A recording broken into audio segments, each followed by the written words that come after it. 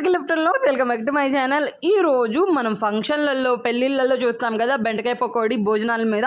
అదనమాట రెసిపీ వచ్చేసి నా స్టైల్లో చాలా బాగుండిద్ది. ఈజీ అండ్ టేస్టీ రెసిపీ వచ్చేసేయండి. ప్రాసెస్లోకి అయితే వెళ్ళిపోదాం. ఫస్ట్ అయితే బెండకాయలని ఇట్లా బారుగా కట్ చేసుకోవాలన్నమాట.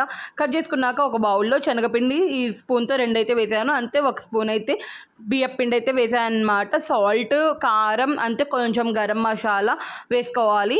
వేసుకున్నాక కొంచెం అల్లం పేస్ట్ అనమాట. అల్లం పేస్ట్ కూడా ఇంకా ధనియాల పొడి ఏం అవసరం లేదు. అల్లం పేస్ట్ కూడా వేసాక ఫుడ్ కలర్ నేను అవాయిడ్ చేస్తాను. నేను చాలా ప్రీవియస్ వీడియోలో అయితే చెప్పాను. అందుకని నేను ఫుడ్ కలర్ అవాయిడ్ చేస్తున్నా కాబట్టి కాశ్మీరీ కారం అయితే వేస్తున్నాను అనమాట. కొంచెం ఆ కలర్ అది రావడానికి.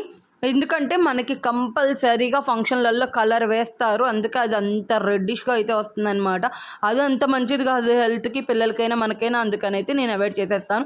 ఇంకా బెండకాయలు కూడా వేసుకొని ఆ పిండిలో మంచిగా బెండకాయలు పిండికి పట్టేయాలన్నమాట. కోటింగ్ లాగా పట్టాక అప్పుడు మనం కొంచెం కొంచెం లిటిల్ చేసుకుంటూ మనం బెండకాయలకి అయితే పట్టేయాలన్నమాట. ఇట్లా బెండకాయలకి కొంచెం పిండి ఉన్నట్టు అట్లా ఉంచి మంచిగా మిక్స్ చేసేసుకోవాలి. ఇప్పుడు డీప్ ఫ్రై అయితే చేసేసుకుందాం అనమాట. ఆయిల్ హీట్ అయ్యాక మనం ఇది ఆయిల్లో 80% ఫస్ట్ కుక్ చేస్తాము. 80% డీప్ ఫ్రై అయ్యాక తీసి పక్కన పెట్టేసుకుంటాము.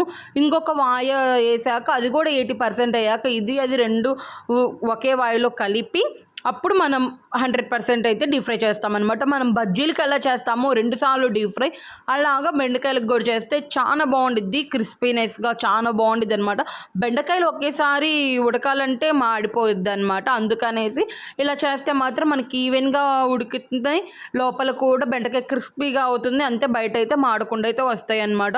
ఒకసారి ఈ టిప్ అయితే ఫాలో అయిపోండి. ఒకేసారి వేయించకన్నా ఇట్లా 2 సార్లు కలిపి వేయించితే చూసారు కదా. నేను 2వ వేసాక ఫస్ట్ వాయిది కూడా వేసేసాను అనమాట. ఇలా 80% కుక్ చేసుకొని మళ్ళీ ఆ వాయి కూడా 80% అయ్యాక వేసుకోవడం వల్ల చాలా క్రిస్పీగా వస్తుంది. మరి నచ్చిందా రెసిపీ? కమెంట్ చేసేసేయండి. టేస్ట్ అయితే చాలా బాగుంటుంది అనమాట. ఇంక ఇవన్నీ తీసేసుకున్నాక పచ్చిమిర్చి, కరివేపాకు, కావాలనుకుంటే జీడిపప్పులు కూడా వేసుకొని మంచిగా ఫ్రై చేసుకోవచ్చు. నేనైతే పచ్చిమిర్చి, కరివేపాకే వేస్తున్నాను అనమాట.